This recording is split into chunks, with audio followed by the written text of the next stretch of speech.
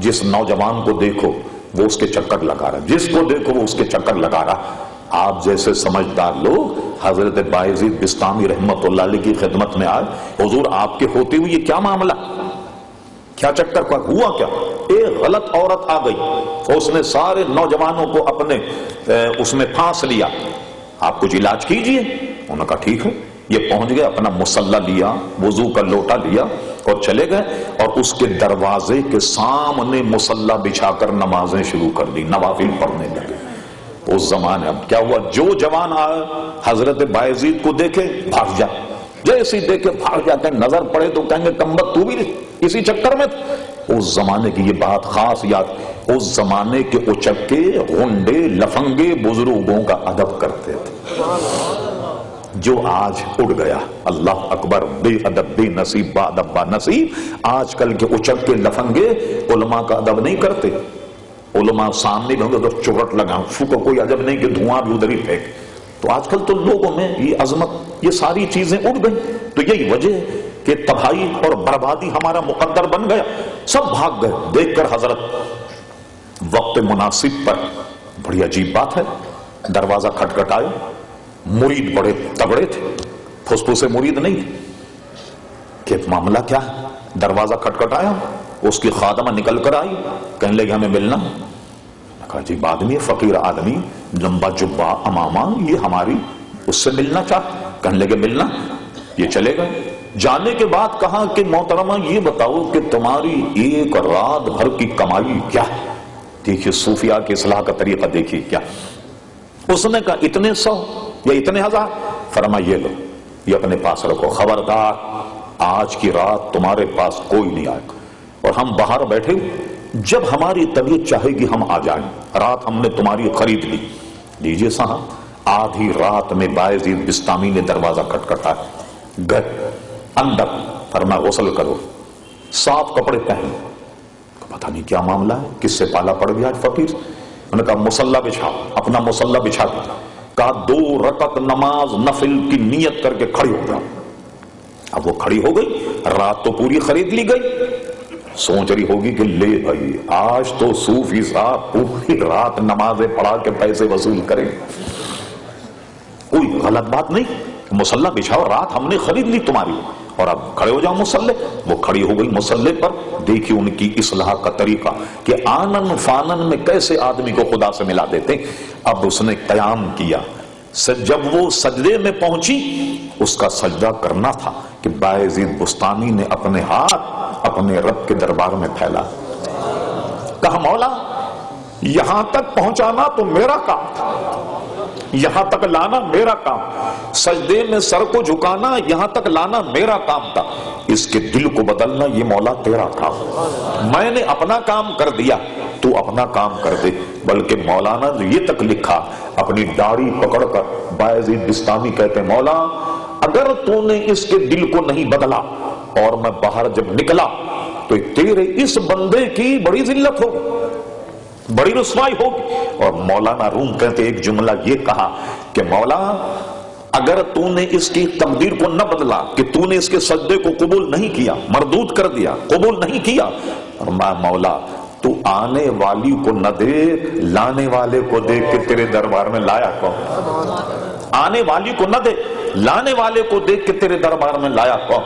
بس نماز سے فراغت کے بعد وہ زار و قطار رو رہی، اور حضرت بایزید بسطامی کے سامنے اپنے گناہوں کی توبہ کر لی، اور توبہ کرنے کے بعد یہ اپنا کام کر کے سیدھے اپنے گھر چلے گئے۔ اور جب لوگ صبح اس کے پاس آئے تو امام اہل سنت کی زبان میں شاید یوں کہہ رہی ہوگی کہ جناب کہ وہ جو تیرے قدموں میں ہے غیر کا منہ کیا دیکھیں، ارے کون نظروں میں چڑھے دیکھ کے تلوا تیرا، جس نے بایزید بسطامی کے جمال کو دیکھ لیا اب اس کے نظروں میں کوئی آدمی نہیں جمتا۔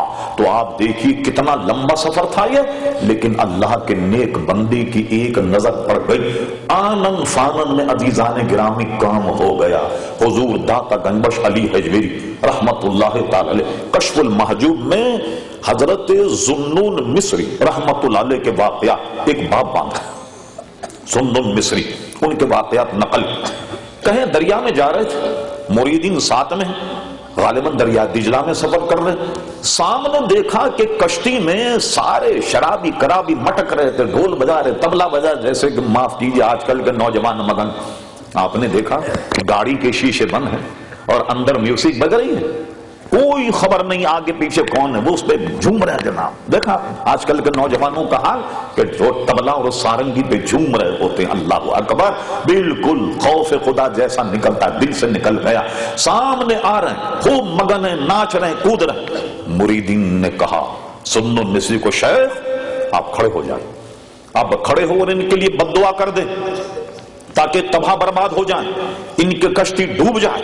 اور یہ اس قدر چھچورے لوگ کہ یہ دریا میں جا رہے ہیں، انہیں خوف بھی نہیں کہ کشتی ڈوب جائے، اور یہ کیا چھچورا پن کرتے ہوئے آ رہے ہیں۔ لیجئے آج کل کے جو پیر ہیں وہ مریدوں کے تابع ہیں، مریدوں کو یہ توقع تھی کہ شیخ کھڑے ہو کر ہماری بات مان کر ان سب کے لیے بد دعا کریں گے اور یہ سب کے سب تباہ اور برباد ہو جائیں۔ شیخ کھڑے ہو، کھڑے ہونے کے بعد کیا کہا؟ سبحان اللہ، غور کیجیے، کہنے لگے اے اللہ تبارک و تعالی، جیسے یہ دنیا میں خوشیاں منا رہے، مولا آخرت میں تم ان کو ایسی خوشی عطا فرما۔ اب سارے مریدین حیران کہ لو یہ شیخ کو کیا ہو گیا، یہ تو لہو لائب میں مبتلا ہے، اور انہوں نے یہ کیا دعا کر دی۔ اللہ اکبر، وہ سمجھے کہ پیر صاحب ہماری بات مان کر ہمارے مطابق دعا کریں گے تو اللہ اکبر۔ شیخ کی بات آج کل پیروں پہ نہیں چلتی، پیر کو مرید کی بات ماننی پڑ رہی۔ یہ ذرا سا معاملہ اتنا سا گڑبڑ ہو گیا۔ بہرحال اب کیا ہوا، وہ مگن ہے، ادھر کشتی ہے، دونوں کشتی آ رہی ہیں، یہ جا رہے ہیں، ادھر سے آ رہے ہیں۔ شیخ کی دعا ختم ہو گئی۔ جب یہ کشتی کے قریب آ، یہ سب کے سب کشتی میں الٹ کر گر گئے، اور حضرت ذوالنون مصری کے قدم پکڑ کر سب نے سچی توبہ کر لی، سب نے سچی توبہ کر لی، اور سب کے سب اللہ تبارک و تعالیٰ کے نیک بندے بن گئے۔ تو آپ نے دیکھا یہ تصور طریقت کے کامل شے کی ایک نظر اگر پڑ جائے تو وہ معاملہ جو برسا برس کا ہو، 40 یا 50 برس میں طے ہونے والا جو راستہ ہو، تو عزیزان گرامی وہ آنن فانن میں عزیزان گرامی یہ جو ہے وہ طے ہو جاتا۔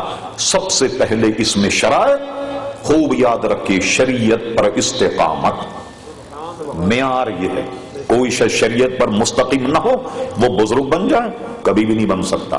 خوب یاد رکھیے، یہ اہل سنت و جماعت کا، تمام علماء کا یہ متفقہ فیصلہ۔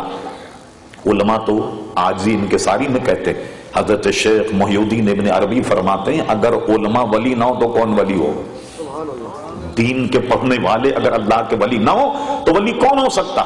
یہاں تک کہ فرمایا کہ اگر کسی جاہل کو ولی بنانا مقصود ہو تو رب کریم پہلے اس کے سینے کو علوم دینیا سے فیضیاب کر دیتا، علوم دینیا اسے عطا کرتا، اور اس کے بعد میں ولایت عطا فرماتا۔ پہلی شرط یہ ہے کہ شریعت پر استقامت۔ فتاوی افریقہ اعلی حضرت فاضل بریلوی سے پوچھا کامل شیخ کی پہچان کیا؟ فرما ایک تو صحیح العقیدہ سنی، یاد رکھیا غیر سنی نہ ولی بن سکتا ہے نہ شیخ۔ یہ الحمدللہ یہ اہل سنت پر کر کہ غوث اعظم بھی ہمارے پاس ہیں، خواجہ غریب نواز بھی ہمارے پاس، داتا گنج بخش علی حجویری بھی ہمارے پاس، سرکار نقش بند بھی ہمارے پاس، سرکار سہروردی بھی ہمارے پاس ہیں۔ ارے تم اگر حق پر ہو تو کوئی لنگڑا لولا ولی لے آؤ تاکہ ہم اس سے انٹرویو لے لیں کہ بھئی تو بھی اللہ کا ولی، ذرا دیکھیں تو صحیح کہ وہ اللہ کا ولی کہاں۔ ولایت تو اہل سنت کے پاس، ان کے بزرگوں کے پاس ہے، اس لیے کہ اس میں پہلی شرط ہی سنی صحیح العقیدہ، بد عقیدہ کبھی بھی نہیں بن سکتا، کبھی بھی جناب پیر نہیں بن سکتا۔ ایک شرط۔ دوسری شرط کیا ہے؟ تقوی اور پرہیزگاری۔ ایسا نہ ہو کہ پیر صاحب کے مرید سارے روزے رکھے ہوئے اور پیر صاحب کے چولہے پہ چائے کی کتلی چڑھی، مریدین پوچھیں کہ حضرت یہ کیا آپ روزہ نہیں رکھتے؟ کہتے ہم دل ہی میں روزہ رکھ لیا کرتے۔ اچھا، مریدین تو گئے سب نماز پڑھنے، شیخ نماز نہیں پڑھتے، یہ کیا ہوا؟ کہنے لگے ہم تو مکہ میں پڑھتے نماز، ہم تو دل ہی میں نماز پڑھ لیا کرتے۔ اس سے کہو بھائی پھر دل میں نماز پڑھتے ہو تو کھانا بھی دل میں کھا لیا کرو، پانی بھی دل میں پی لیا کرو، شادی بھی دل ہی میں کر لیا کرو، ولیمہ بھی دل ہی میں کر لیا کرو۔ تو اس سے ایک شرط کیا ہے؟ تقوی اور پرہیزگاری، بغیر اس کے ولی نہیں بن سکتا۔ اور تیسری بات ضرورت کے مطابق اس کے پاس علم ہونا، حرام اور حلال کو جان